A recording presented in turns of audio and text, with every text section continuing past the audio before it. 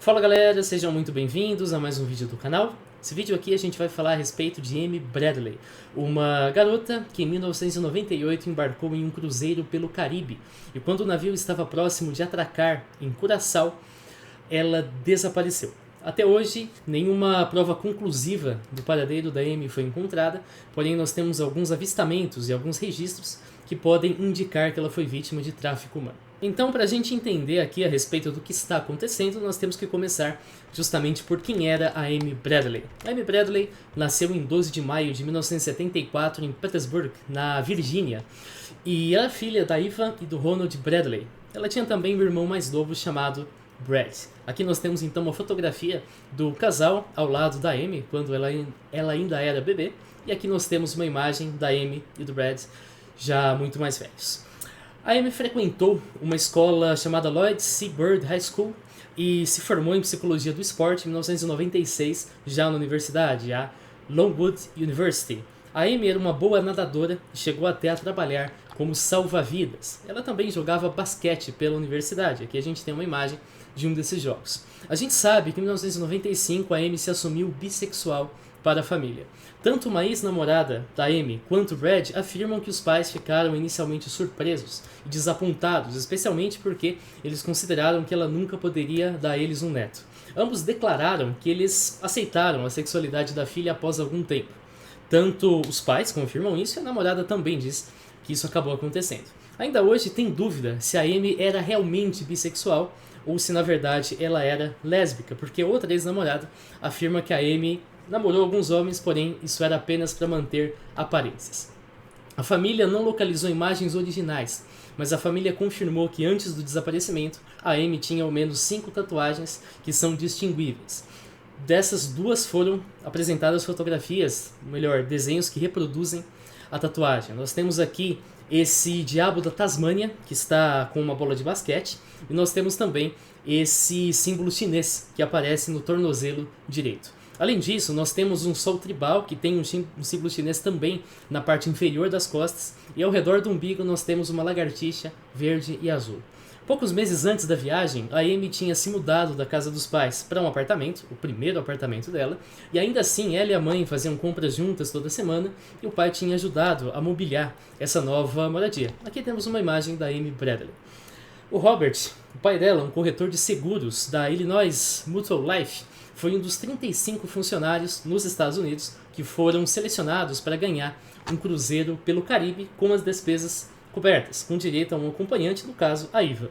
O casal então optou por levar também a Amy e o Brad e comprou passagens de avião para eles, além de mais 2 vagas no navio por $2.000, ficando acomodados na mesma cabine.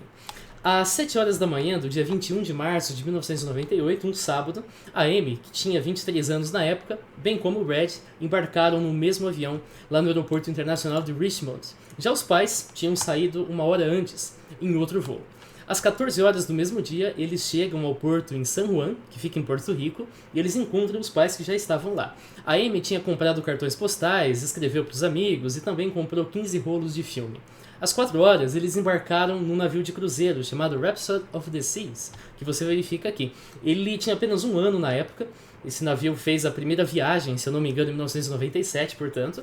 Ele pesava 75 mil toneladas e tem espaço para 765 tripulantes e 2.435 passageiros. O Brad também lembra que a Amy mencionou que ela estava vivendo o melhor momento da vida. No resto do dia, a família jantou, bebeu, nadou na piscina, tudo isso dentro do navio. No domingo, dia 22 de março, o navio esteve no mar pelo dia todo. E a Amy e a Eva visitaram um leilão de arte que estava acontecendo no navio e lá compraram um quadro que ia ser usado para decorar o novo apartamento quando eles voltassem. Aqui temos algumas imagens da família dentro do navio. Então aqui os 4, a Amy junto com o Brad e aqui também a Amy, a Eva e o Robert. Na manhã do dia 23 de março, uma segunda-feira, o navio atracou em Aruba. A Amy desembarcou com o irmão, comprou alguns souvenirs para os amigos nos Estados Unidos e ela foi convidada pelos membros da tripulação para ir num restaurante chamado Carlos and Charles, mas ela recusou. A gente vai falar do Carlos and Charles mais adiante. Eles poderiam fazer um passeio guiado pela ilha, mas a família achou melhor alugar um jeep e explorar a região por conta própria. Eles acabaram se perdendo numa estrada de terra, sofreram um pouquinho para voltar para a cidade, mas conseguiram, almoçaram num Taco Bell e dirigiram para Palm Beach. Palm Beach é também, como você pode pesquisar aqui, um local na Flórida, porém não tem absolutamente nada a ver com o que a gente está procurando. Palm Beach se refere a um bairro em Aruba, e lá eles nadaram no mar. Eles voltaram para o barco, tomaram um banho e se vestiram para um jantar formal, que ia acontecer às 18 horas. Depois do jantar, os passageiros foram convidados a formar uma fila para serem fotografados por um profissional. Ele registrou imagens da família toda. Entre as 7h30 e 8 horas, a Amy e o Brad foram para o cassino do navio. A família também se encontrou às 8h30 na cabine para trocar de roupa. E então teve uma festa Mardi Gras, e seria o último dia da celebração do carnaval, que foi realizada entre as 9 e às 11 da noite, também contou com a presença da família. Entre as 11 da noite e meia-noite, nós tivemos alguns dançarinos arubanos de calypso que se apresentaram no navio, e houve também um concurso de limbo, que é isso aqui. Então nós temos duas pessoas segurando, pode ser uma haste, pode ser uma fita, qualquer coisa, e você tem que passar sem perder o equilíbrio por baixo. E o Brad foi vencedor desse concurso. Dessa forma, ele disse que nem ele mesmo sabe explicar como ele ganhou o concurso. Agora nós estamos, claro, no dia do desaparecimento. A partir de agora a gente vai se basear nas informações que estão presentes nos relatos da família, tanto na época quanto o que foi publicado nos jornais, e também no documentário da Netflix. Talvez você tenha ficado sabendo do caso da Amy Bradley a partir do documentário da Netflix, que foi postado, que chama Amy's Missing, se eu não me engano.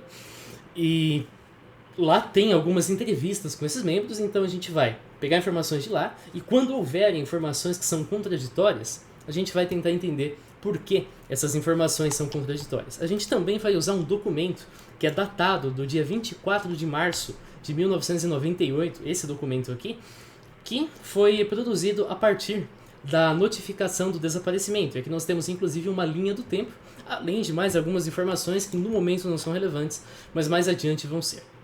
Então, à meia-noite, a família participou de um buffet noturno.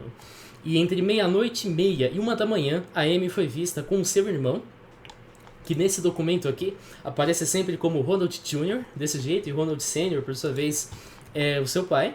E ela também estava com um homem chamado Alistair Douglas, cujo apelido é Yellow. A gente vai falar muito do Yellow aqui neste vídeo. Também junto havia um convidado homem. Então aqui nós temos, claro, o percurso que o navio realizou e que eu já até salvei aqui no Google Earth. Então nós saímos de Porto Rico, mais especificamente o navio saiu de San Juan. É óbvio que o navio não atravessou a ilha de Porto Rico, porque afinal de contas é um navio. Ele fez aqui algum contorno pela ilha, mas isso não é tão relevante para o vídeo. Passou todo esse período aqui entre San Juan e Aruba, inclusive a gente abordou aquele dia que o navio passou inteirinho no mar, corresponde a esse percurso.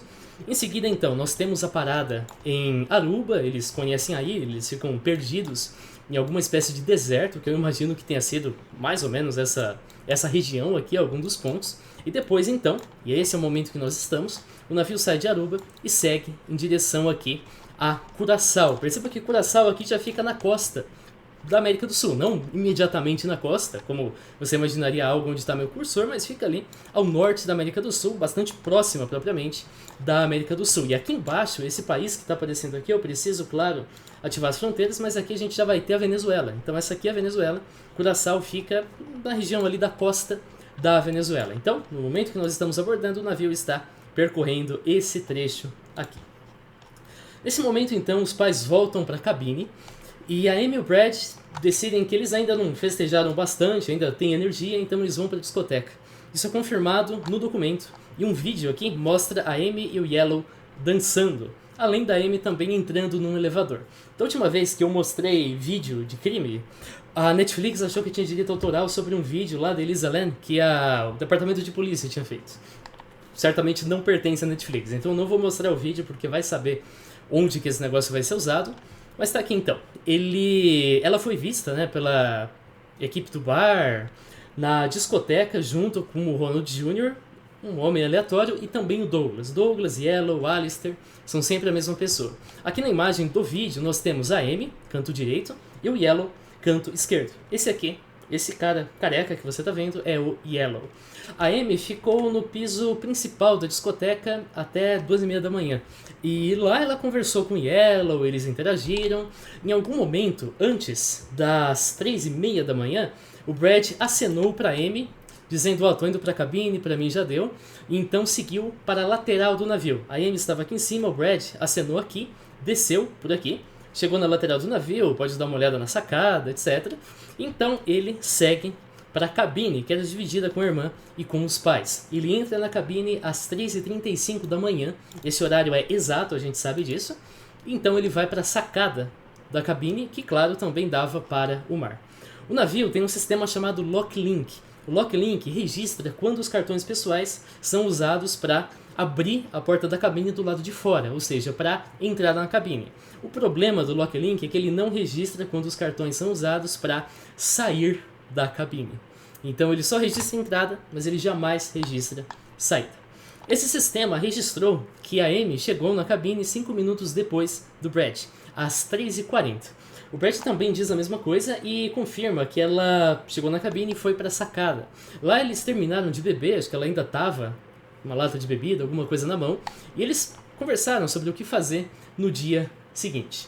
O Brad lembra que a Amy mencionou que uma pessoa com quem ela estava dançando, que era o baixista da banda, hoje a gente sabe que essa pessoa é o próprio Yellow, ele menciona que o Yellow havia tocado de alguma maneira e que ela rejeitou esse avanço, mas ela não considera que esse avanço foi algo assim significativo, algo importante. O Brad usa aqui o termo physical pass, isso aparece lá no documentário da Netflix.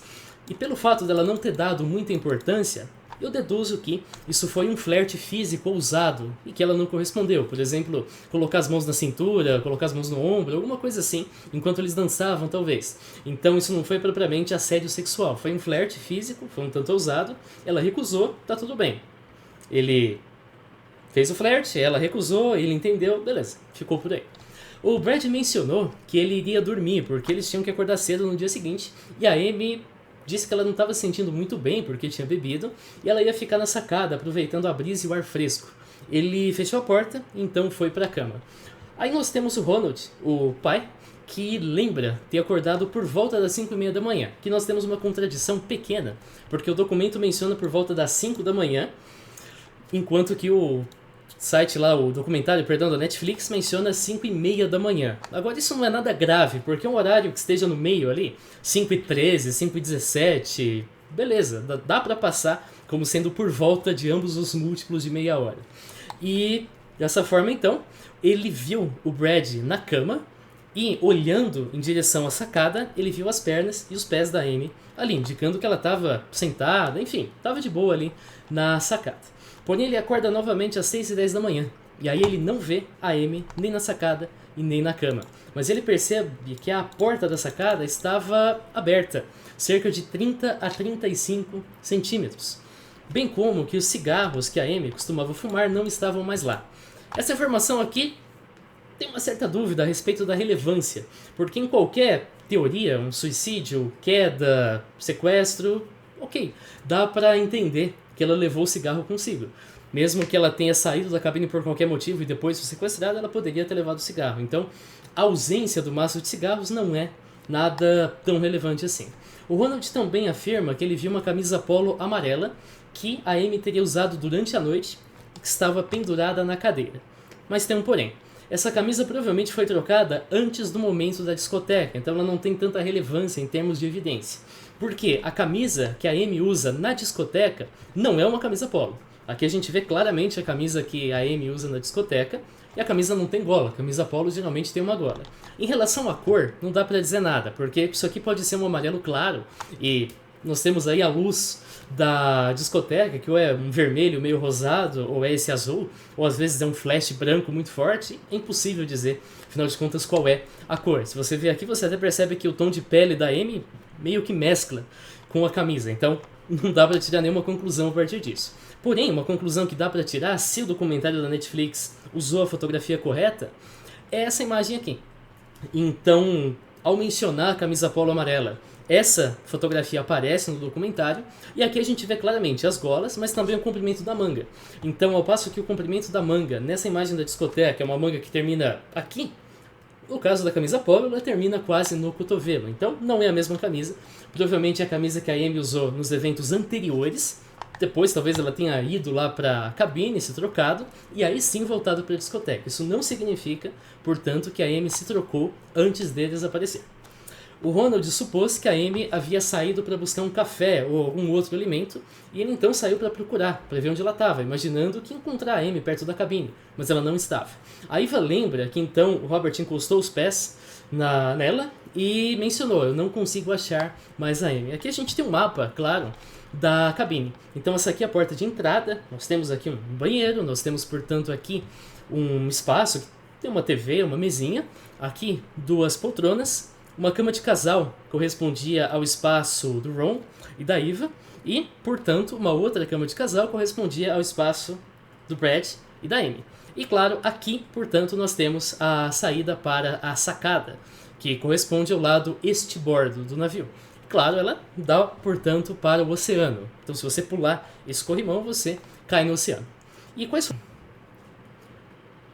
Por volta das 7 horas da manhã, o navio estava próximo de ancorar em Curaçao, e os pais da Amy haviam procurado a tripulação para reportar o desaparecimento. Olhando aqui no mapa, então, nós já podemos aproximar de Curaçao, e a questão é que o navio estava em algum ponto desse espaço. A gente não tem uma confirmação sobre em qual ponto o navio estava. Esse é um tópico muito debatido, a gente vai falar daqui a pouquinho. Porém, é para se considerar que ele estava aqui nessa região, porque você chega em Curaçao, óbvio que pelo mar, mas aí o navio tem que fazer um canal, passar por 2 pontes, e só depois então ele faz aqui uma pequena manobra, e aí sim ele tem acesso ao porto. O gerente de atendimento dos hóspedes foi informado por um funcionário da situação da Amy, e a família tinha pedido para mandarem um aviso de voz através do navio, mas ele se negou, porque esse aviso de voz, nas palavras dele, seria muito intrusivo. Então ele orienta os pais a simplesmente continuar procurando a Amy por mais meia hora, e se não, ele mandaria então um aviso.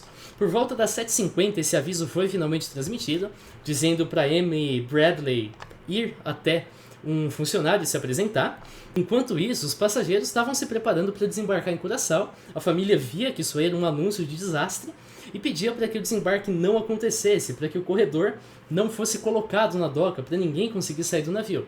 Apesar disso, eles começaram o desembarque, e nas palavras dos funcionários, porque não dá para estragar os planos dessas 2.000 pessoas que pagaram caro só por causa de uma garota desaparecida. Foi somente às 9 da manhã que então foi feita a busca exaustiva, em que todos os espaços do navio foram assim investigados. Algum tempo depois, o capitão do navio foi até a cabine onde a família esperava e afirmou que a Amy não tinha sido encontrada. Imediatamente, as autoridades em Curaçao foram chamadas, elas fizeram uma busca na costa, no canal, no oceano, num retângulo consideravelmente grande, na direção do percurso do navio, em relação aqui a Aruba. Então, uma busca nessa região, e eu não sei o quanto ilustrativo e o quanto preciso é o mapa que está na Netflix, mas ele cobre aqui uma região bem grande, e essa busca ao todo durou 4 dias e não achou nada, apesar de que os profissionais mencionaram nas entrevistas que as correntes na região são fortes, e se alguma coisa tivesse acontecido, pedaços da roupa, corpo ou pelo menos restos mortais iriam aparecer caso ela estivesse no mar. Ainda assim, como eu disse, nada foi encontrado. A família desembarcou e produziu esses cartazes aqui em folha de sulfite com a fotografia da Amy e detalhes do que aconteceu, do desaparecimento, mas não autorizaram que esses cartazes fossem colocados no navio porque isso causaria pânico. As informações sobre o desaparecimento chegam então aos Estados Unidos. O FBI é envolvido, então os agentes são enviados lá para Curaçao e eles só sobem no navio por volta das 6 da tarde. E o navio seguiu o itinerário, continuou no cruzeiro. A família, por sua vez, ficou num hotel que foi pago pela Royal Caribbean, a companhia, em Curaçao, juntamente com o CEO lá da seguradora onde o pai trabalhava, que desejava dar suporte emocional para a família. Agora, será que tem algum objeto, algum registro fotográfico que indica por onde a Amy saiu da cabine? A Amy certamente saiu da cabine, porque a busca não achou a Amy na cabine, isso é uma coisa meio óbvia, mas a gente não sabe se isso aconteceu pela sacada, e a sacada significa acesso ao oceano, ou pela porta, que dá acesso ao resto do navio. Na verdade, nenhum item permite eliminar ou confirmar qualquer um desses acessos. O primeiro item que já foi abordado é o Lock Link.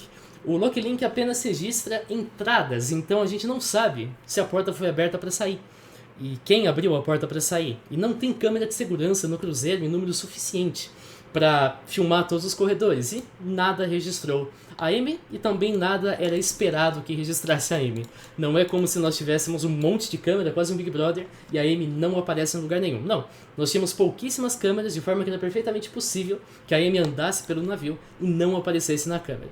Alguns sites dizem que a filmagem de CCTV, que é uma sigla para Closed Circuit Television, teria sido apagada, teria sido editada. Por exemplo, aqui, homem que editou a filmagem de CCTV. Agora a questão é que nenhuma dessas notícias fala de fato sobre CCTV. Essa notícia, por exemplo, fala a respeito da filmagem na discoteca. Essa filmagem que eu mostrei mais cedo para vocês. E essa filmagem foi feita por um cinegrafista que iria produzir uma fita que ia ser vendida para os passageiros ali como recordação. Mas o cinegrafista, o Chris Fenwick, explica no vídeo que ele mandou para o YouTube que ele foi instruído pelo Steve Smith, que era um editor de vídeo, a apagar os trechos da filmagem que mostravam a Amy. Mas em outubro de 2025, o Brad afirmou aqui no Twitter, no dia 9 de outubro, está pertíssimo do momento atual, que o Steve foi instruído pelo Kirk Detweiler, diretor do cruzeiro, a apagar a filmagem. Aqui nós temos o Kirk, e provavelmente você até conhece quem é o Kirk. É esse cara aqui, esse cara aparece no documentário da Netflix. Aquela frase a respeito de que não dava para impedir as pessoas de desembarcarem e estragar o cruzeiro de todo mundo por causa da Amy, foi proferida pelo Kirk. Ele aparece, como eu disse então, lá naquele documentário. E dessa forma então veio a pergunta, por que exatamente essa ordem de apagar a Amy da filmagem apareceu?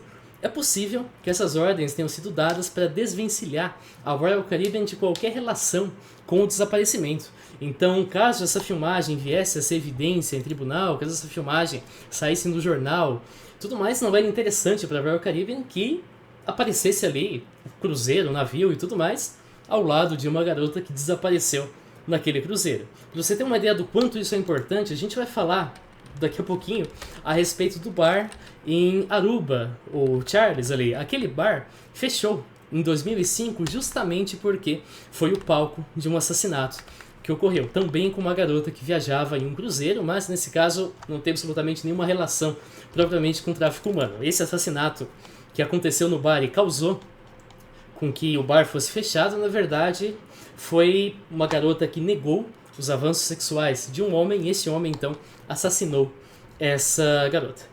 E tem alguns pertences de uma pessoa desaparecida que podem favorecer ou desfavorecer fortemente um paradeiro. Geralmente a gente está falando de coisas únicas e pessoais: óculos, joias, documentos, mala, celular, cartão de crédito. Mas aí a Amy não usava óculos, não tinha celular, não tem nada sobre cartão de crédito ou joia, isso não foi publicado. A Amy, claro, tinha documentos, mas também não foi dito nada a respeito. E das malas que a Amy trouxe para o cruzeiro, nenhuma desapareceu. Porém, a Amy tinha um cartão de acesso à cabine, que a gente já falou e tudo mais. E o Brad confirmou no seu perfil aqui no Twitter que esse cartão nunca foi encontrado, indicando que a Amy levou consigo, seja em direção ao mar, claro, seja em direção ao resto do navio. E atualmente é verdade que navios de cruzeiro exigem o cartão pessoal para embarque e desembarque. Então, teoricamente, se isso fosse no presente, a Amy tentasse sair do navio, ela teria que dar o cartão e seria achada naquele momento. Mas a gente não sabe qual era o procedimento que a Royal Caribbean adotou em 1998. Algumas pessoas disseram, eu fui num cruzeiro na região e não pediram cartão para sair, só para entrar. Outras falaram, eu fui e pediram. Então realmente não dá para saber o que aconteceu naquele cruzeiro. O Brad também afirmou que a câmera da Amy estava na cabine num cofre. Isso contraria alguns rumores de que a câmera jamais teria sido encontrada. Mentira, a câmera estava num cofre dentro da cabine. Quando são crianças que têm poucas peças de vestuário, que são compradas pelos pais, que os pais arrumam a mala, é normal que você consiga deduzir se a criança pegou ou não alguma coisa pelas roupas e sapatos que estão lá. Agora, uma jovem adulta com 23 anos vai fazer a própria mala, vai ter um conjunto de roupas que ela comprou com o dinheiro dela, que os pais simplesmente não conhecem. Então, ao menos que tenha alguma roupa extremamente peculiar que desapareceu, isso não aconteceu, é inviável determinar quais peças foram levadas com a Amy após o desaparecimento. Alguns portais divulgam que ou que a Amy deixou todos os calçados lá, ou que não deixou. Porém, o Brad disse exatamente a mesma coisa que eu falei agora mais cedo, que nós não sabemos se a Amy saiu com algum par de sapatos ou não. Isso é desconhecido. E a altura do corrimão da sacada? Tinha um corrimão na sacada da cabine, a gente sabe, e é fundamental saber as dimensões desse corrimão para avaliar as hipóteses que envolvem uma queda na água. Infelizmente, a gente só tem uma informação sobre a altura desse corrimão, e ela nem é exata. Ela vem de um agente do FBI que visitou a cabine e falou: eu tenho 1,82 e o corrimão aparece aqui em mim. Ele simplesmente disse isso. Com essa informação, a gente pode, claro, fazer alguma matemática aqui, que na verdade foi mais tentativa e erro, para tentar entender como isso aconteceu. Então, a Amy, a gente sabe que tem 1,67, esse cara tem 1,82, a gente monta aqui a diferença de altura entre o agente do FBI e a Amy, e a gente então verifica um corrimão que fique na mesma altura no agente do FBI e analisa como ele ficou na Amy. E esse é o resultado aqui. Esse corrimão então tem mais ou menos 1,30m, 1,28m, que é compatível com o que o agente indicou. E no caso da Amy, esse corrimão então vai ficar um pouquinho abaixo do ombro, um pouquinho aqui, bastante acima do cotovelo e um pouco abaixo do ombro. O Brad descreve que a Amy tinha medo de altura, que ela evitava ficar nas beiradas da rampa e preferia o centro quando ela subiu no navio. Isso quer dizer que a Amy muito dificilmente ia se pendurar no corrimão de alguma maneira imprudente. A exceção poderia ser se ela estivesse bêbada, como o Brad descreve que ela estava, e fosse vomitar. Agora, quando você vai vomitar por trás, além, né, de um corrimão como esse aqui, então você vai se segurar no corrimão e então vomitar no mar, você consegue colocar o pescoço em direção ao mar sem precisar tirar o pé do chão. E realmente não tem como, nessa circunstância, você cair propriamente no mar. Para você cair no mar, você precisaria subir o corrimão, o que isso não iria acontecer mesmo estando bêbado, ou então que o corrimão quebrasse e você caísse, o que não aconteceu. O corrimão estava íntegro quando chegaram, claro, na cabine.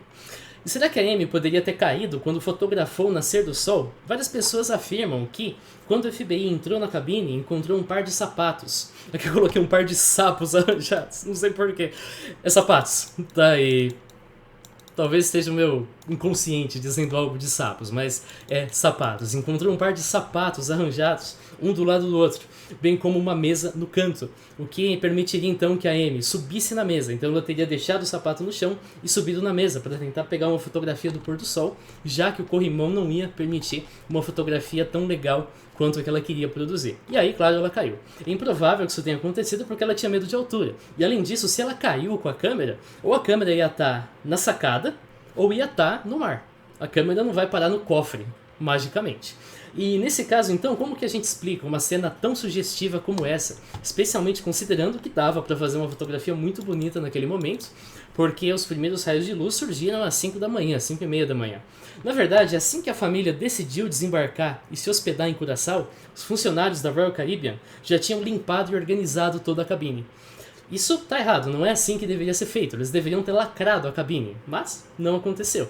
As palavras dos próprios agentes do FBI, que eles só chegaram às 18 horas, indicam que isso inviabilizou qualquer tipo de coleta de tecidos ou de digitais. Eles tentaram fazer isso, mas não conseguiram. E também nem permitiu analisar os objetos na sacada. Então não tem nenhuma evidência que a Amy subiu na mesa por qualquer motivo. Ao que tudo indica, essa organização que foi vista na sacada foi simplesmente o pessoal da Royal Caribbean que produziam. Então eles empurraram a mesa, ajeitaram os sapatos, então limparam ali a sacada.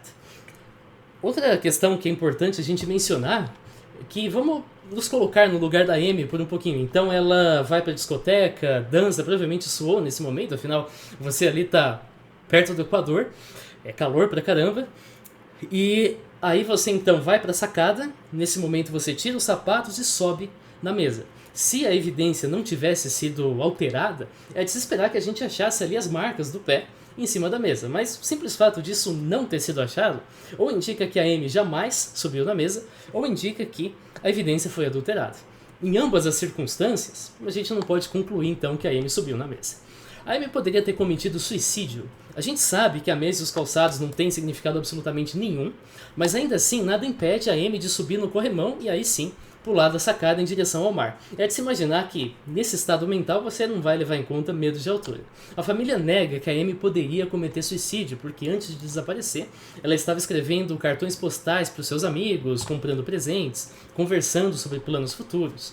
Alguns apontam que, na realidade, a Amy teria sim motivos para cometer suicídio, mas fazem com argumentos que são totalmente infundados. Um deles, por exemplo, afirma que a Amy tinha um sonho de criar um bar de esportes ou de conseguir um mestrado em fisiologia do esporte, mas a família fez ela mudar de carreira e ir para a parte de software, porque antes do cruzeiro, o plano familiar ali era que ela voltasse e começasse a trabalhar no departamento de marketing de uma companhia de software da tia. Agora a questão é que no momento, antes do cruzeiro, a Amy trabalhava numa churrascaria. Então essa mudança assim, de carreira é igualmente distante do esporte. Não é como se ela estivesse seguindo uma carreira no esporte e de repente ela fosse totalmente desviada para algo que não tem relação alguma porque os pais querem controlar a Amy. Ao que tudo indica, isso não aconteceu. Outro argumento é que a Amy e o Brad chegaram em horários diferentes na cabine porque eles brigaram. Mas não dá para concluir isso de forma alguma, porque ambos podiam estar simplesmente fazendo coisas diferentes, em vibes diferentes, e é o mesmo que foi relatado pelo Brad. A Amy estava lá conversando, o Brad já estava cansado, decidiu ir dormir, e depois a Amy foi. Nada significa que eles tinham brigado, um entrou e a Amy falou, vou entrar depois, e depois ele entrou. Outros ainda questionam por que o pai da Amy iria estranhar que a filha de 23 anos não estava na cabine às 6 da manhã, quando ele poderia simplesmente concluir que a Amy ainda estava festejando, ou está com alguém que ela conheceu na discoteca. Mas vale lembrar que o Robert tinha visto a Amy na sacada às 5:30 da manhã, aproximadamente. Isso quer dizer que ele sabia que a filha já tinha voltado da festa e estava na cabine. Então seria improvável que ela tivesse mais uma vez saído da cabine. Se o Robert não tivesse visto a Amy na sacada, é possível que esse desaparecimento só fosse descoberto muito tempo depois. Outros falam que eu vi as fotografias da Amy no cruzeiro e eu sinto que ela estava sufocada e que a viagem estava aflorando sentimentos reprimidos. Tá, sinto muito, mas o que você vê na fotografia com base na sua intuição não é um argumento válido, porque isso é subjetivo, porque não tem motivo nenhum para levar a sério a sua intuição e porque a minha intuição pode ser o exato oposto. Então, ambos os argumentos são inválidos no final. A investigação não é feita dessa forma. Agora, não quer dizer que dá pra gente descartar um suicídio, especialmente porque é comum que as famílias se recusem a considerar um suicídio como uma explicação válida. Eles acabam se convencendo que a vítima estava bem, e eles até mesmo ignoram ou reprimem as memórias que indicam o oposto. Nesse caso, a sexualidade da Amy seria um dos principais pontos. A gente tem a Cat Lovelace, uma ex-namorada da Amy, durante a faculdade, que confirmou numa entrevista que ela se hospedou na casa da família enquanto ela era só uma amiga. Então, claro, elas namoravam, mas a Cat se passou por apenas uma amiga da Amy, e que meses depois, quando a Amy se assumiu para os pais, então os pais escreveram uma carta para a Cat, que tinha 3 páginas, e culpavam essa amiga por ter transformado a Amy em lésbica. Nós temos depois a Molly McCure, essa moça aqui. A Cat é essa moça.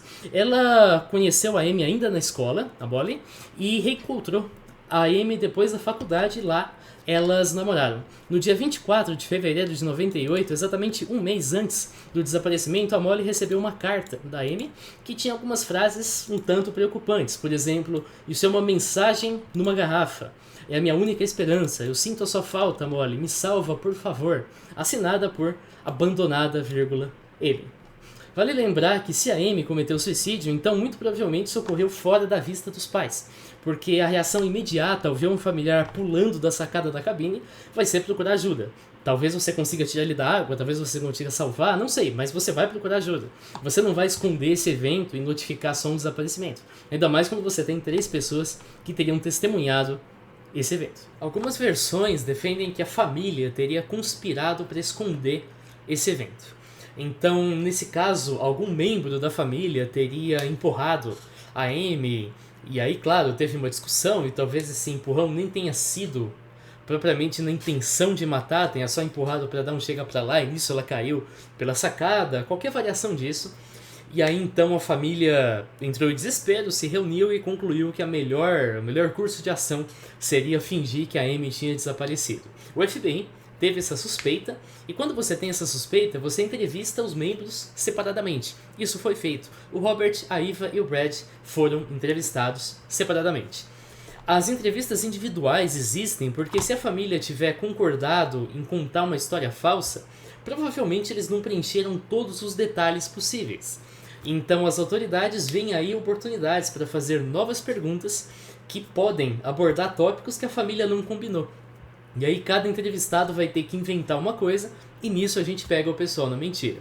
Agora, isso foi feito, não foi achada nenhuma evidência de que qualquer familiar tinha qualquer envolvimento ou tinha testemunhado qualquer coisa que decidiu esconder. Portanto, não faz sentido a gente imaginar esse tipo de cenário. Por fim, tem a possibilidade, que meio que engloba tudo que a gente abordou até agora, que é a Amy caiu no oceano de alguma forma, então cadê o corpo? A Amy, a gente sabe que era uma ótima nadadora, ela era salva-vidas profissional, e muitos usam esse fato para argumentar que se ela caísse no oceano, ela simplesmente nadava para a terra firme, mesmo que ela tivesse tentado suicídio e se arrependesse. Não é bem assim, a Amy estava no 11º andar, isso é uma queda de 24 metros. A gente pode, usando aqui física do ensino médio, calcular o tempo de queda e a velocidade de impacto. O tempo de queda é 2,21 segundo, o que significa que é um tempo muito curto mesmo, ainda mais entre 5h30 da manhã e 6h10 da manhã, a maioria está dormindo, quase ninguém vai estar para fora da sacada, tem que ser muita sorte para alguém observar a queda acontecendo. Agora, a velocidade, que dá 21,7 metros por segundo ou 78 km por hora, considerando uma queda acidental ou uma queda visando cometer suicídio, traz uma chance mínima de sobrevivência. É muito provável que você não sobreviva, e ainda que você sobreviva ao impacto inicial, é muito provável que você tenha múltiplas fraturas e hemorragia, e isso vai tornar inviável qualquer tentativa de nadar até a margem, mesmo que você seja uma nadadora profissional. É óbvio que você tem uma coisa chamada death dive, em que o pessoal pula de uma altura até maior e cai na água, mas nisso aí o pessoal se prepara para pular. Então você pula esperando sobreviver e você já, a partir do pulo, adquire uma forma no corpo para chegar na água com o mínimo de impacto possível, para não ter nenhum tipo de lesão e você conseguir, portanto, sair nadando. Isso não é um death dive, isso é uma queda acidental ou um suicídio que, quando você comete suicídio, que você não espera sobreviver. Portanto, é sem qualquer cabimento esperar que a Amy iria cair no mar e sair nadando, seja no canal, a gente vai ver a questão do canal daqui a pouquinho, seja em mar aberto. Mar aberto, menor possibilidade ainda. E claro, sendo nadadora profissional, ela sabia que usar a sacada para fugir do navio em qualquer circunstância ia significar uma chance mínima de sobrevivência e muito provavelmente a morte. A linha do tempo é bastante certeira. A Amy foi vista na sacada entre 5 horas e 5h30. A Amy desapareceu até 6h10, ela desapareceu em algum momento antes de 6h10. O navio já estava próximo de ancorar por volta das 7h. Isso é confirmado tanto pela família quanto pelos funcionários. Agora, a correlação entre linha temporal e posição geográfica é uma coisa incerta. Em outras palavras, a gente não tem certeza de onde o navio estaria no momento exato em que a Amy desapareceu. Para isso aqui, então, mais uma vez, a gente vai ter que utilizar o Google Earth. Então eu vou jogar lá em Curaçao. E a questão é, quando você se aproxima de Curaçao, você precisa adentrar aqui um canal. Você vai passar primeiro pela ponte Queen Emma, depois pela ponte Queen Juliana. Aí sim você faz uma manobra e por fim você vai ancorar aqui no porto. Foi aqui que o navio foi ancorado. E a gente sabe que essa distância equivale a 2,79 quilômetros por dentro desse canal. Tem uma notícia de um jornal que afirma que o desaparecimento aconteceu quando o navio estava a 16 quilômetros da costa. Pra gente ter uma ideia, aqui então, acho que eu até vou ter que tirar mais o zoom, não tanto, mas uma quantidade razoável. Vamos mudar aqui para a medida em quilômetros, já está 16 quilômetros da costa, seria até mais do que eu coloquei. Seria mais ou menos nessa região aqui, então o navio estaria mais ou menos nesse raio, quando a Amy teria caído. E se fosse realmente isso, então, se ela cometeu suicídio, não é de se esperar que o corpo seja achado em circunstância nenhuma, é muito improvável. O problema é que a mesma matéria que traz essa informação, 10 milhas fora do porto, nesse momento, também parece ter vindo de uma página na internet, essa aqui, que mais uma vez repete a informação das 10 milhas ou 16 quilômetros, mas que menciona que o navio estava a 16 quilômetros da costa às 7 da manhã. Isso está errado. A gente tem certeza que isso está errado porque o documento produzido no navio no dia 24 indica que às 7 horas da manhã o navio estava no porto. Portanto, a informação que traz aqui, as 10 milhas, 16 quilômetros, está errado. Você pode descartar isso aqui, porque isso vem de uma outra fonte, e essa fonte, por sua vez, traz aqui um erro crasso. O navio não poderia estar a 10 milhas ao sul de Willemstad, em Curaçao, ou seja, o navio estaria, portanto, 10 milhas ao sul, nessa região aqui. Não, isso definitivamente não aconteceu, e a gente sabe porque nós temos documentos que vieram do navio. Nós temos uma investigação que foi encomendada pela família, feita por um cara chamado Tim Bukowski, um ex-agente de forças especiais. Ele concluiu que o navio estava se preparando para aportar às 6 da manhã. Então ele fez um cálculo, ele observou navios passando aqui pelo canal em Curaçao. Ele verificou que os navios levam cerca de 1 hora para passar pelo canal. Portanto, o navio teria entrado às 5 da manhã e o desaparecimento teria acontecido no canal e não em mar aberto. Isso é condizente com o que foi registrado aqui nesse artigo do Newspapers, que traz aqui um mapa do desaparecimento da Amy, além de uma linha do tempo, e além do mapa da cabine também, que eu mostrei mais cedo. E aqui, portanto, nós temos 5 da manhã, o navio se aproxima de Curaçao, 6 da manhã, o navio passa pela ponte Rainha Juliana e 7h20 o navio está então já ancorado e a rampa já foi descida e os passageiros já estão desembarcando. Se a Amy caiu em mar aberto, como eu disse, você não vai achar um corpo mesmo. Agora, uma queda no canal provavelmente produziria um corpo, produziria roupas, produziria restos mortais, alguma coisa é esperado que você encontrasse. Vamos medir aqui esse canal, esse negócio não é tão longo assim. Então aqui, por exemplo, nós temos um canal com 170 metros de lá para cá. Seguindo aqui nessa região portuária, nesse trecho aqui, claro, aí nós temos um valor muito maior, né? Daqui para cá, 430 metros, mas ainda assim é um valor bem pequeno. A gente não está falando de 5 quilômetros, de um valor tão grande. É esperado que um corpo nesse canal aqui acabe por ser encontrado e ainda assim um corpo não foi encontrado. Mas e a mandíbula, que foi achada em Aruba? Em 2010, um osso de mandíbula foi achado numa praia de Aruba. Em função da proximidade, suspeitou-se que esse osso era da Natalie Holloway, a mesma moça que eu falei mais cedo lá do Carlos and Charles. Ela foi assassinada em 2005 por um homem que fez um avanço sexual para ela e ela recusou. Um osso da mandíbula costuma ter dente, e nesse caso a gente pode comparar os procedimentos dentários que foram realizados pela suposta vítima com o que você consegue ver na mandíbula.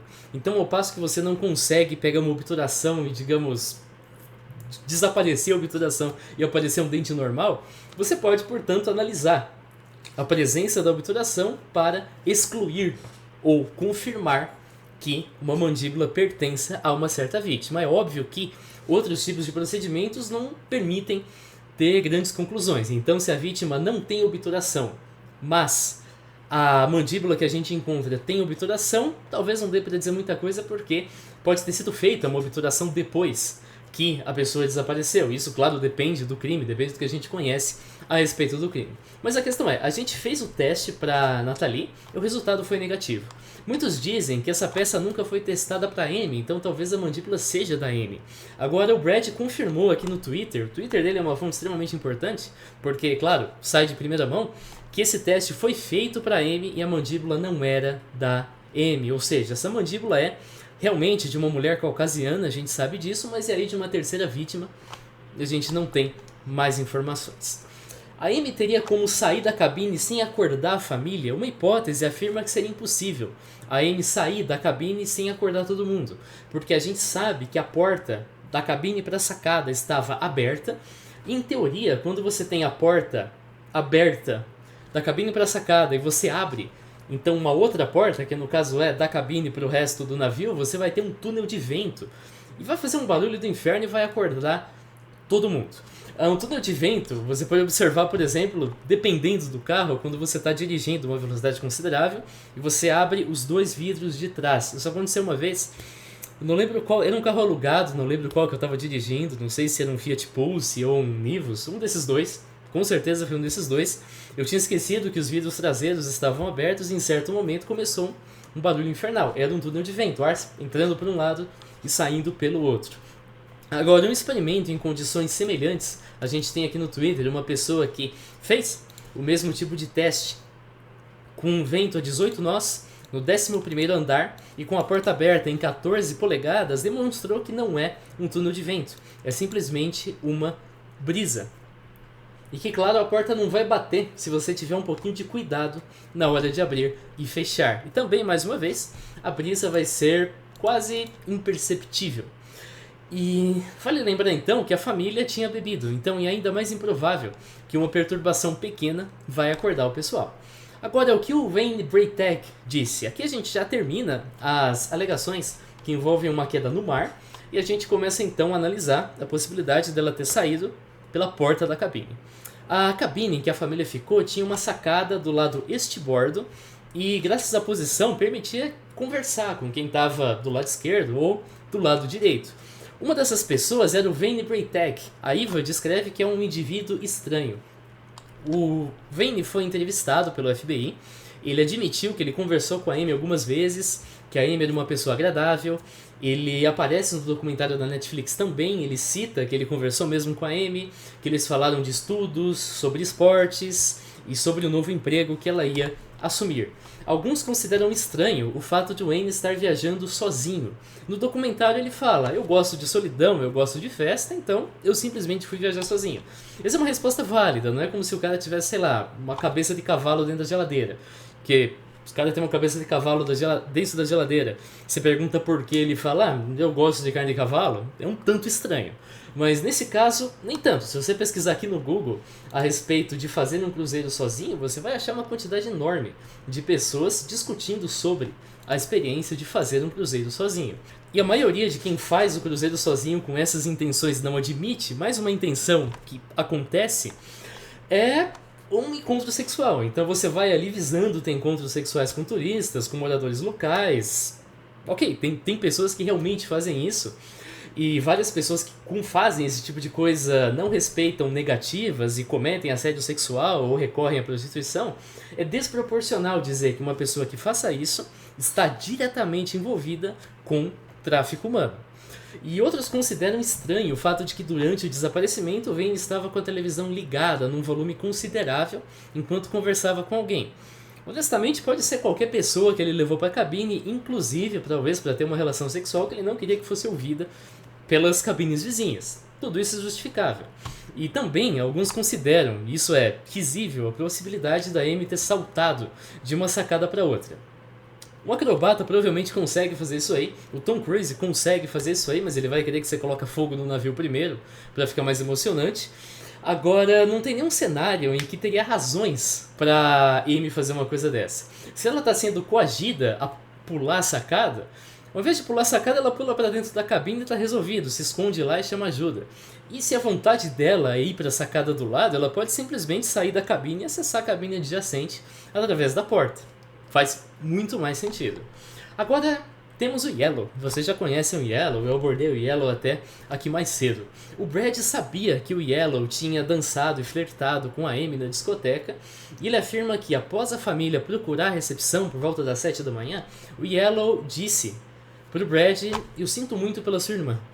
E isso teria acontecido antes do anúncio geral. E aí tem uma dúvida, será que o Yellow só ouviu falar na tripulação que a Amy tinha sumido, falou, caramba, eu dancei com a Amy ontem, e aí ele foi lá prestar condolências? Ou será que o Yellow tinha um conhecimento privilegiado a respeito do que aconteceu com a Amy e tentou meio que se manifestar para se safar da história? Isso, por si só, é uma evidência circunstancial, não dá pra gente fazer muita coisa, mas as coisas ficam complicadas conforme a gente avança. Porque um oficial do navio entrevistou o Yellow, isso tá naquele documento que eu falei mais cedo, às 8 da noite do dia 24. Inicialmente, o Yellow dá uma versão, e essa versão sequer foi registrada em algum lugar, que não fazia nenhum sentido com os registros do Locklink na cabine do Yellow. O procedimento adequado nesse caso é, ouve tudo que o Yellow tem para falar, registra, marca, chega no FBI, o FBI vai chegar daqui a pouquinho, como a gente vai ver, entrega o que o Yellow falou e entrega o que o Locklink registrou. E deixa para o FBI questionar o Yellow, afinal de contas, por que ele mentiu. O oficial fez o oposto. o oficial chegou pro Yellow e falou: olha só, o Locklink funciona desse jeito aqui e eu sei que você tá mentindo. O Yellow simplesmente pediu desculpas, deu outra versão, registrou outra versão e ficou por isso mesmo. Outra versão foi registrada, como eu disse, mas ela não está disponível na internet.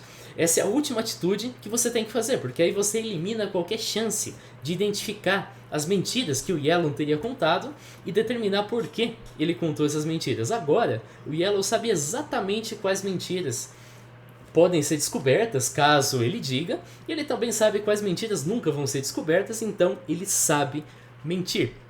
É o equivalente de você estar jogando poker e você mostra a sua mão para o adversário, de forma que, ok, agora o adversário sabe como que ele pode blefar. Dependendo de como o adversário blefa, dependendo da sua mão, você vê claramente que aquilo é um blefe, mas a partir do momento em que você mostra a sua mão para ele, ele fala, ok, não posso blefar desse jeito porque o Nathanael vai descobrir, mas se eu blefar desse jeito aqui, o Nathanael não tem como descobrir. Foi isso que o Yellow fez. Os cartazes com a fotografia da Amy foram então afixados e duas passageiras, a Lori e uma amiga cujo nome não foi publicado, reconheceram a Amy.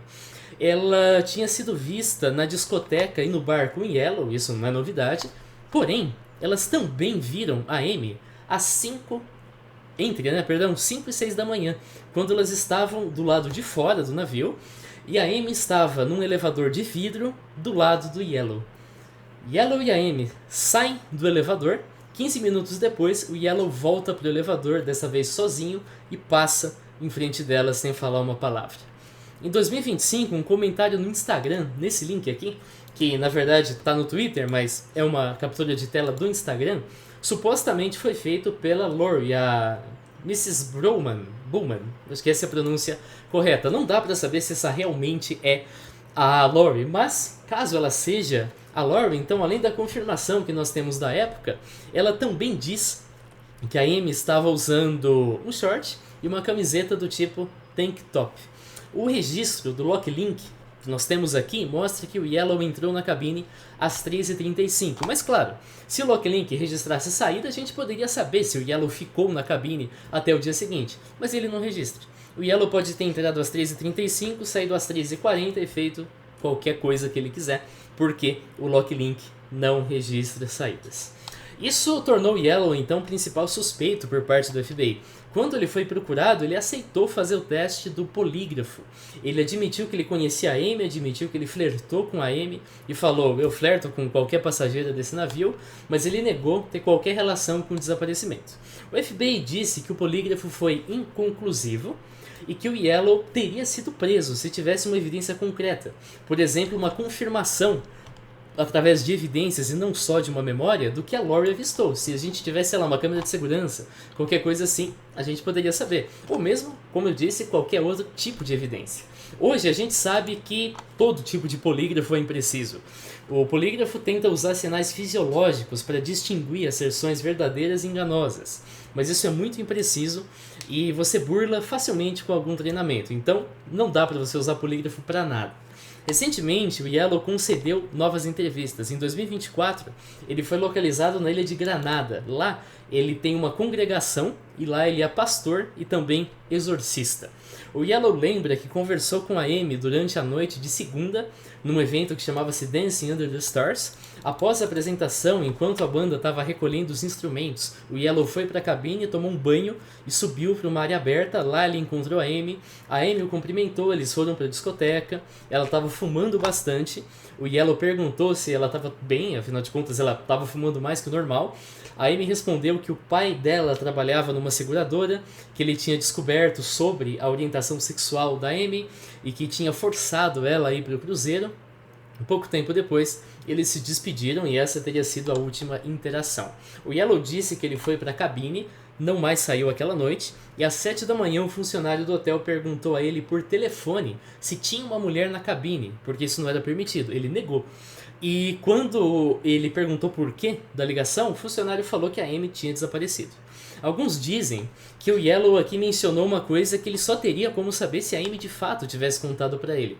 A questão da orientação sexual, porque, de acordo com algumas pessoas, o fato da Amy ser bissexual só se tornou conhecido no documentário da Netflix. Agora a questão é que isso é mentira. Por exemplo, a gente tem uma postagem do Reddit, a True Crime Discussion, de 4 anos atrás, então 2021, se a gente pesquisar gay, que é o termo específico, nós vamos achar aqui uma moça, um casal, né? Ela e a namorada, e elas mencionam aqui que elas, sabendo da orientação sexual da Amy, tinham uma sensação de que ela tinha se aberto para os pais na viagem e, portanto, ela tenha cometido suicídio. Ou seja, o fato da Amy ser lésbica ou bissexual já era amplamente conhecido antes do documentário da Netflix. Aí, ao longo das décadas após o desaparecimento, novas informações surgiram. O Brad descobriu que pouco tempo antes, aqui está escrito errado, é antes, da Amy desaparecer em 6 de março de 98, ela desapareceu em 24 de março, uma reclamação sobre o Yellow foi registrada, no qual ele teria assustado uma mulher quando ele passou do limite ao tentar flertar com ela. De acordo também com uma fonte lá de Granada, o Yellow tem envolvimento com esse caso, a namorada do Yellow sabe, mas o Yellow ameaça ela de morte. Foi também descoberto que o Yellow tinha na mala várias fotografias de mulheres jovens e brancas, ou seja, o fenótipo da Amy. Ele nunca se defendeu disso, inclusive no documentário da Netflix a filha dele questiona a respeito disso e ele foge da pergunta. Agora, é possível que ele guardava isso simplesmente como troféus das mulheres que ele teve relações, qualquer coisa desse gênero, mesmo que jamais tenha sido um envolvimento com tráfico humano. Curiosamente, quando a família foi comprar as fotos que fizeram lá no começo da viagem, que eu falei mais cedo, não acharam a da Amy. E a pessoa até perguntou, você tem certeza que ninguém no navio comprou a foto da Amy? Porque em última instância qualquer pessoa podia chegar lá, quero essa fotografia e comprar, mesmo que a foto não fosse sua. Então pode ser que alguém, como Yellow, tenha comprado a fotografia, ou simplesmente no meio do caos a fotografia da Amy foi perdida. Isso requer uma investigação. Aqui a gente tem o documentário da Netflix, a filha do Yellow é entrevistada, ela menciona que ela realmente acredita que o pai tem algo a esconder e ele afirma que não tem envolvimento e se gaba de ter sido inocentado pelo FBI, mas ele não conta mais detalhes. E ele também se contradiz, porque agora no documentário da Netflix ele afirma que ele deixou a Amy no clube à 1 da manhã e então foi para sua cabine. Na verdade, ele foi para a cabine mais tarde, não à 1 da manhã. Em última instância, aqui o que a gente conclui é: tem muita coisa estranha a respeito do Yellow. Parte dessas coisas estranhas apenas podem dizer que o Yellow é um assediador, que o Yellow não respeita mulheres e assim por diante, ao passo que outra parte sinaliza que o Yellow realmente parece ter algum tipo de conhecimento adicional a respeito do que aconteceu com a Amy. A gente não pode pegar tudo sobre o Yellow, inclusive esses comportamentos completamente repudiáveis que o Yellow possui, e concluir que isso só pode ser explicado por tráfico humano. Isso chama-se falácia da única causa. Porém, tem alguns elementos aqui que indicam que ao menos alguma coisa a esconder o Yellow possuía, porque se não possuísse ele não teria mentido a respeito do Locklink. Vamos avançar então aqui para a questão do Oscar. O Yellow tinha um roommate, ele tinha um companheiro de quarto que era o Oscar, esse cara aqui. O Oscar concedeu uma entrevista bem curta em 2025 e ele contou que teve realmente esse evento, Dancing Under the Stars, que o Yellow conversou com a Amy, voltou para a cabine sozinho, e entre 3 e 4 da manhã uma pessoa bateu na porta, acordou e avisou que a Amy estava desaparecida. Ele também disse que se ela estivesse na cabine, a banda seria demitida, porque não pode levar passageiros para a cabine. Isso tá bem estranho, né? Porque entre 3 e 4 da manhã nem desaparecida a Amy estava. Tipo, de forma alguma, o irmão, o Brad, tinha visto a Amy. Então, mais uma vez, por que exatamente que surgiu essa confusão? E a gente pode também lembrar de uma coisinha que eu só preciso encontrar, tá precisamente aqui, que é a questão dos horários. Porque nós estamos aqui então no dia 24 de março, nós temos aqui todos os eventos, né? Então, no momento em que o anúncio de desaparecimento se tornou público, o sol já tinha nascido. 3 e 4 da manhã era completamente noite. Uma coisa é você confundir 9 da noite com 11 da noite. Eu entendo, tá tudo escuro. Nem sempre a nossa rotina é constante durante a noite. Agora, de 7 da manhã, quando já tá sol, quando o pessoal já tá se movimentando do navio, para 3 ou 4 da manhã, quando o pessoal tá voltando da bebedeira e tá tudo escuro, não parece uma confusão muito fácil de você fazer. Então, mais uma vez, nós temos aqui mais um elemento que deveria ser investigado a fundo, mas que infelizmente nunca foi. Mas por que a família foi acusada de perjúrio? A família da Amy moveu um processo contra a Royal Caribbean por negligência no desaparecimento da filha. No período de descoberta, que é uma época em cada parte tem meios legais para conseguir evidências, a família levantou 3 testemunhos que descreviam o avistamento de uma mulher parecida com a Amy saindo do navio sob coação. Não houve nada de errado nessa análise de testemunho, mas o problema é que a família omitiu do processo mais de 100 informações que ela recebeu, indicando que a Amy tinha saído do navio sim, mas por vontade própria. Ou ainda, que a Amy tinha sido vista nos meses subsequentes sem sinal de abuso. Pela legislação da Flórida, que é onde essa ação foi movida, a omissão das informações, e a gente simplesmente não sabe até que profundidade isso foi investigado, é considerada perjúrio e a ação, então, portanto, foi dispensada. A família não tem interesse em divulgar essas informações, porque isso indicaria que a Amy optou por sair voluntariamente do navio. E a Royal Caribbean, por mais que possa se defender de que ela não é obrigada a proibir um adulto de sair do navio, ela vai ter então que admitir que ela não registrou que um adulto saiu do navio. O FBI, por sua vez, que é responsável pelas investigações, não costuma divulgar detalhes de casos que estão em aberto. Agora, a teoria principal, a Amy poderia ter sido traficada ou fugido. A gente verificou que tanto Yellow quanto Oscar se mostram suspeitos, porque múltiplos depoimentos que eles trouxeram são contraditórios. Isso causa suspeitas de que ambos agiram em conjunto, talvez com ajuda para raptar a Amy e traficar contra a sua vontade. Agora, a maioria dessas hipóteses envolve algum tipo de coação, ameaças explícitas ou veladas, ou um atrativo, uma festa, droga recreativa, e que isso faria então com que a Amy fosse até terra firme. Agora, ambas as possibilidades são improváveis. Então, por mais que mulheres sejam vítimas frequentes de crimes como assédio sexual, estupro, isso em navios de cruzeiro, tráfico humano é raro, porque é fácil pedir ajuda no ambiente público do navio, e o horário em que a Amy desapareceu é incompatível com atividade recreativa. Tá festa às 7 da manhã, pegar droga às 7 da manhã, e a Amy dias antes tinha se negado mesmo a ir num bar lá em Aruba. Além disso, se o objetivo de uma organização criminosa é simplesmente sequestrar uma mulher jovem caucasiana, por qualquer motivo, tem alvos muito mais fáceis que a Amy fora do navio de cruzeiro. E não tem nada particularmente especial sobre a Amy que justificasse os riscos adicionais para sequestrar a Amy. Se a Amy fosse Gates, Trump, Rockefeller, qualquer sobrenome que você vai ter gente com dinheiro querendo essa pessoa de volta, beleza, mas não era o caso da Amy. Vale lembrar também que a Amy não corresponde ao perfil que normalmente é vítima de tráfico humano.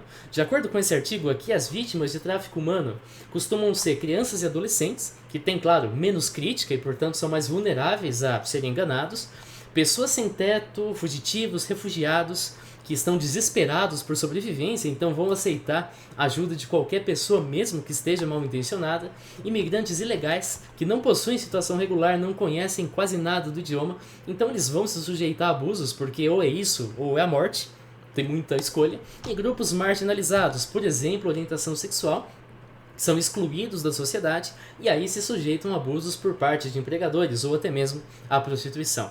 Todos esses tópicos, o quarto é o que mais se encaixa na situação da Amy, mas ainda assim a discriminação que a Amy sofria por parte da sua orientação sexual não parecia algo que a impedia de manter uma vida com boa qualidade nos Estados Unidos, e dificilmente ela precisaria perder dignidade humana para sobreviver.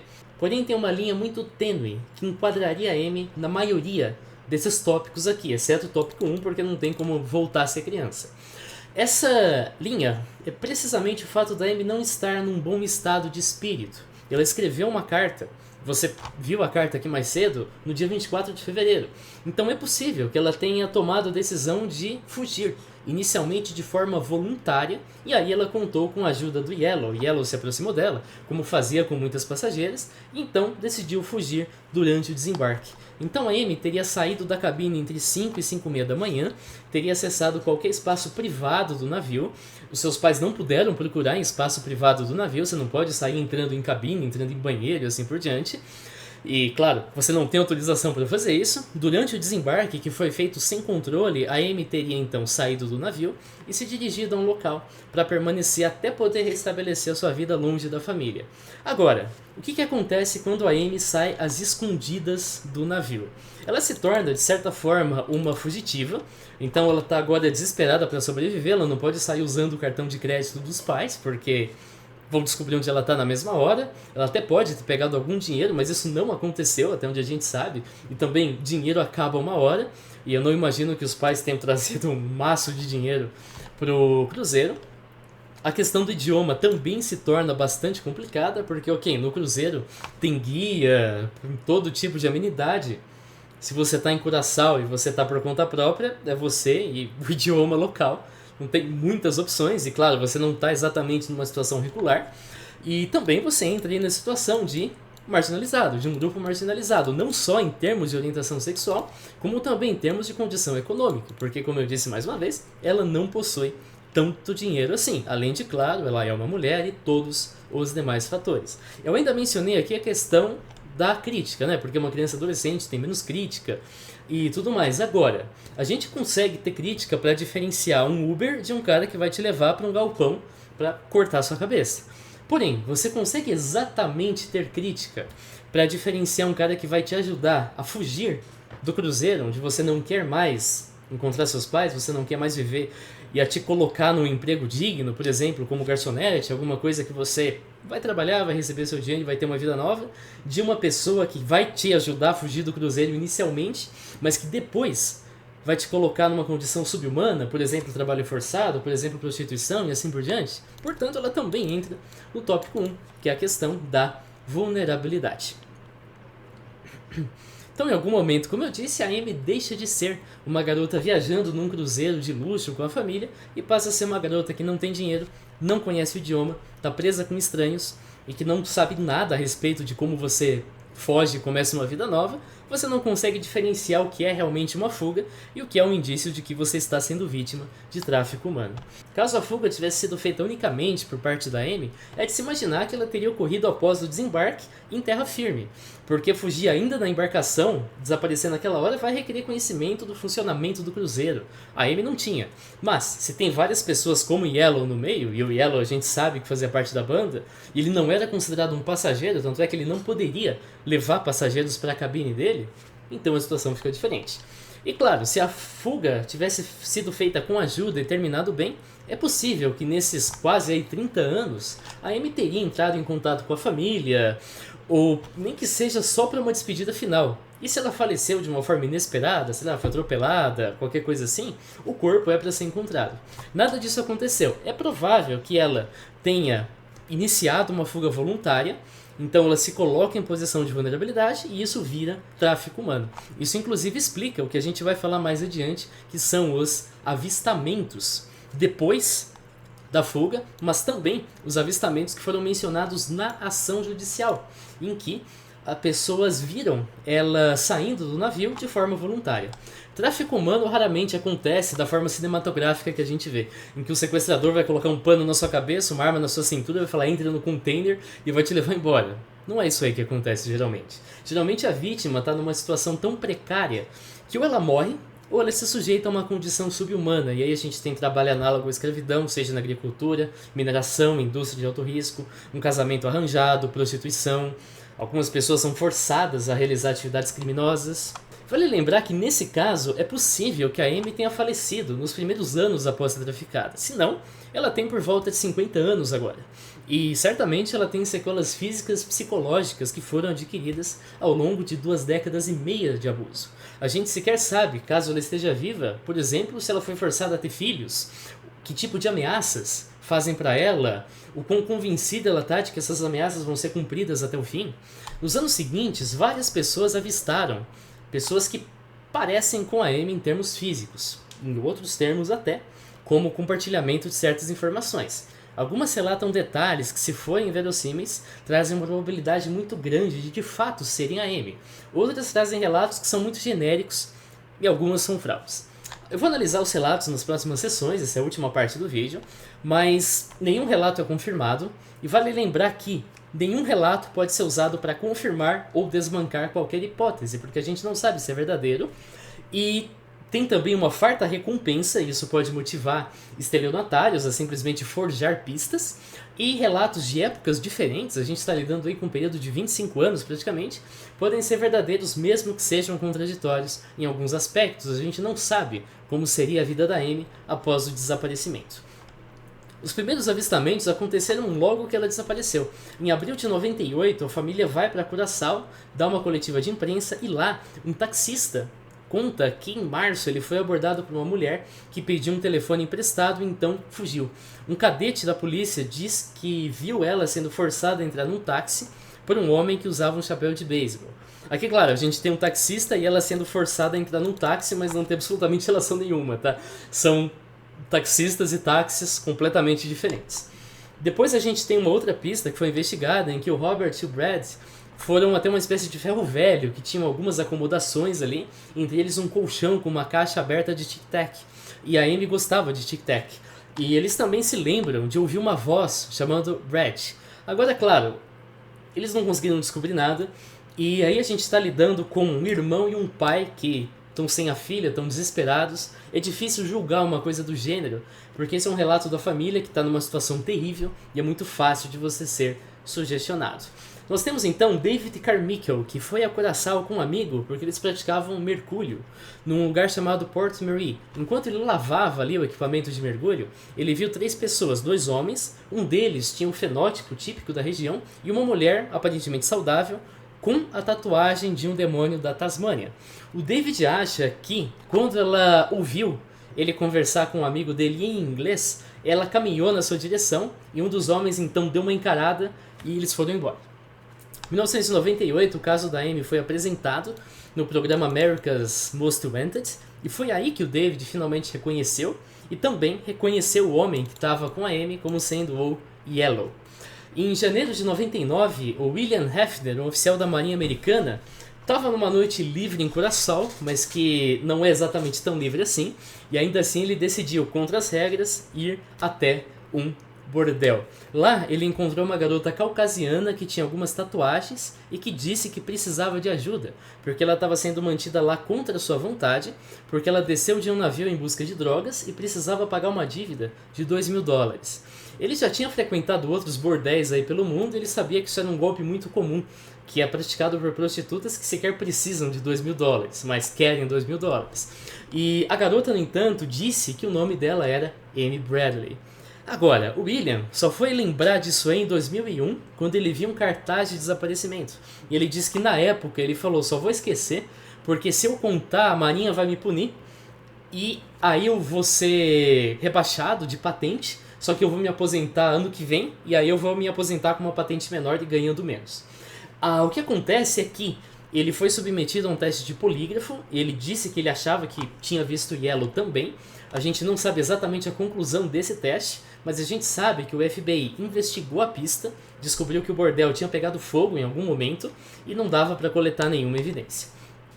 Agora nós temos o momento em que o caso se popularizava, a família recebeu vários contatos mal intencionados, alguns eram só susto, então vários e-mails diziam que a Amy tinha sido amarrada numa árvore, morta com um machado na cabeça e depois enterrada numa cova na Venezuela, e aí davam coordenadas, e você jogava as coordenadas e ia parar no meio do mar, por exemplo.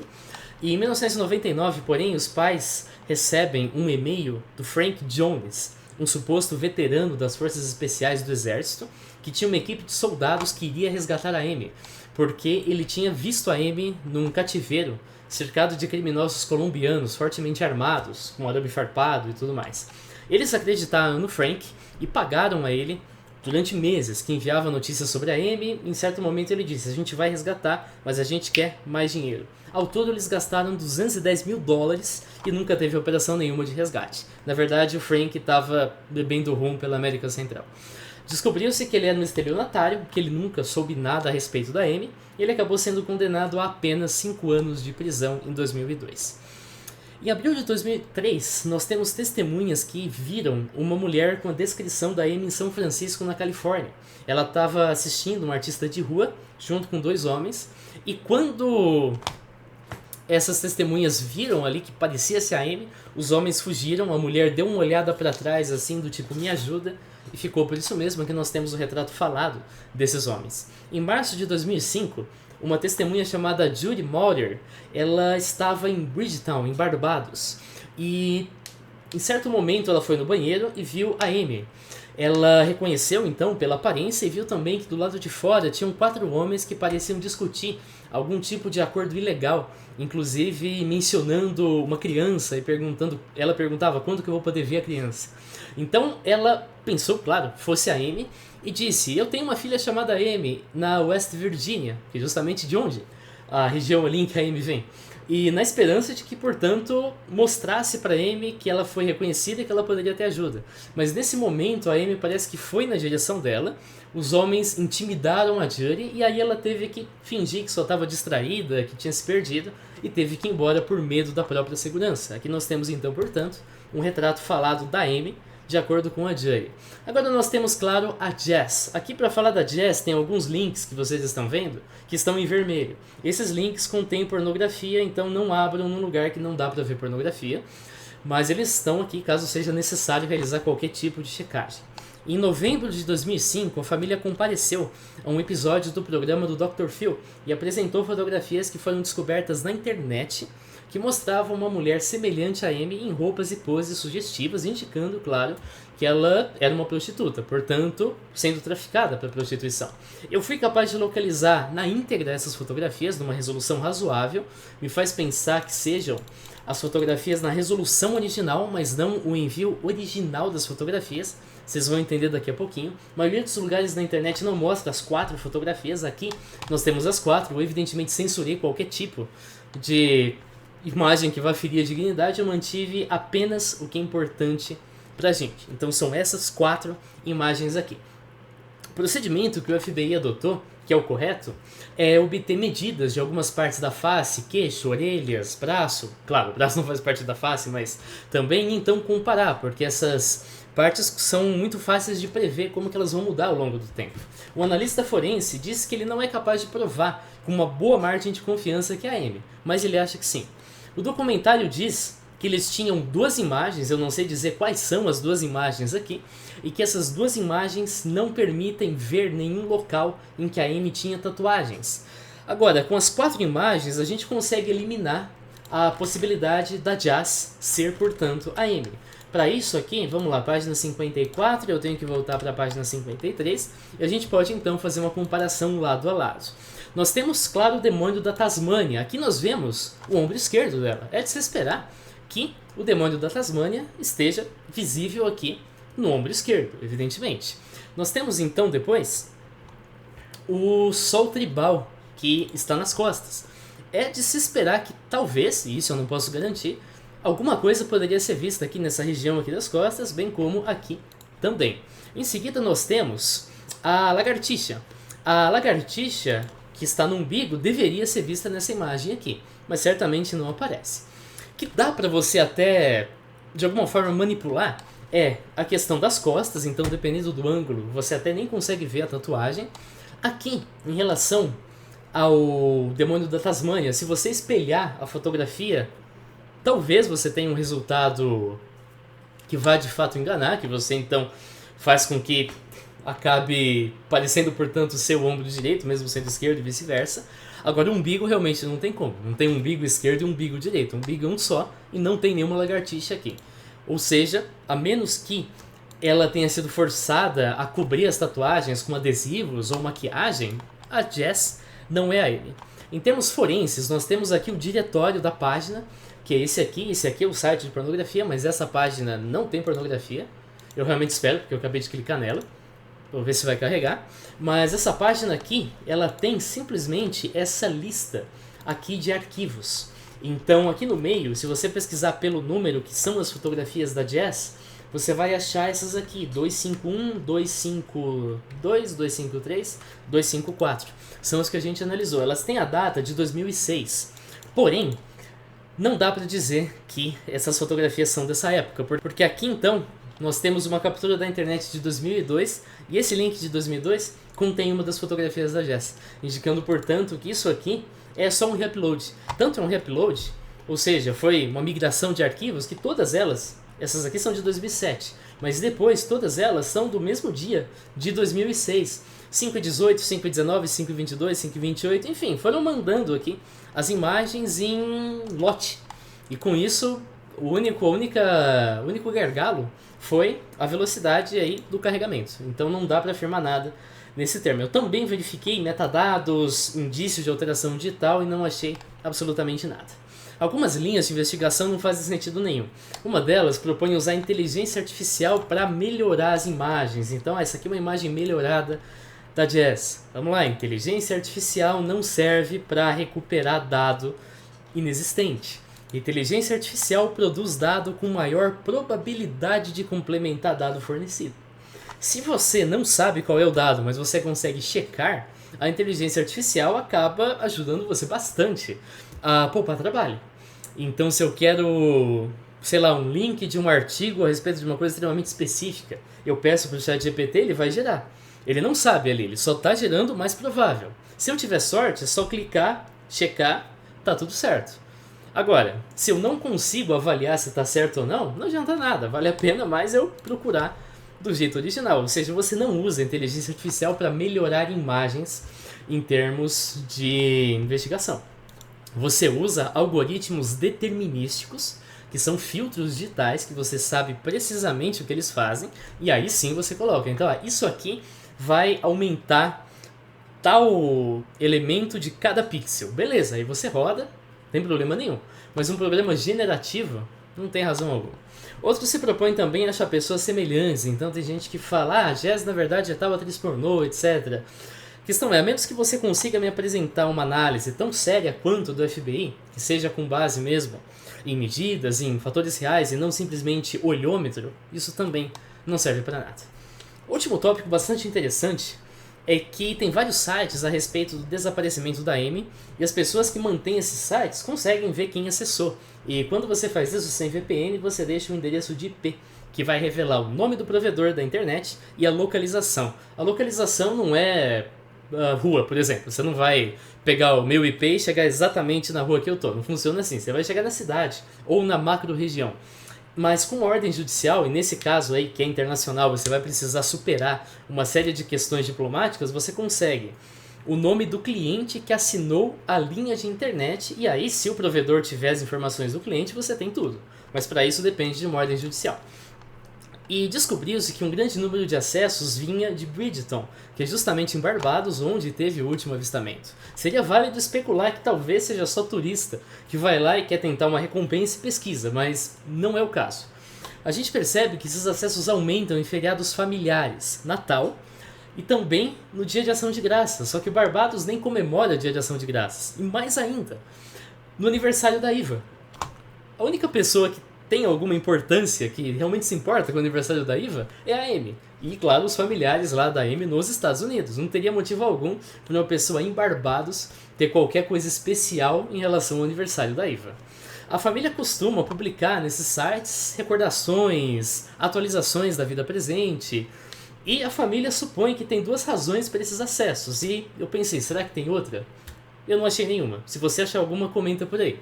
Então, ou a Amy acessa o site para se lembrar da vida dela, seja porque ela não pode escapar, ou seja porque ela quer refletir sobre a decisão que ela tomou em fugir, ou os responsáveis pelo desaparecimento acessam para saber dos planos da família, sobre o quão na frente da família eles estão, seja a Amy viva ou também a Amy morta. Assim a gente pode concluir que, das hipóteses que envolvem uma saída pela sacada, mais provável é suicídio, apesar de que tem inúmeras evidências que desfavorecem essa hipótese. Por exemplo, a ausência de um corpo, testemunhas que viram a Amy no começo da manhã, o fato do canal só ter 170 metros de largura.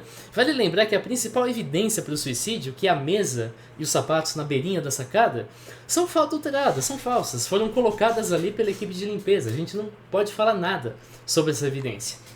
Das hipóteses que envolvem uma saída pela porta da cabine, mais provável mesmo é uma saída voluntária do navio, visando uma fuga. Tem também a hipótese aí de uma atividade ilegal, por exemplo, obter drogas, que colocou ela numa situação de vulnerabilidade e aí sim ela se torna um alvo fácil para tráfico humano e aí, portanto, ela é vítima.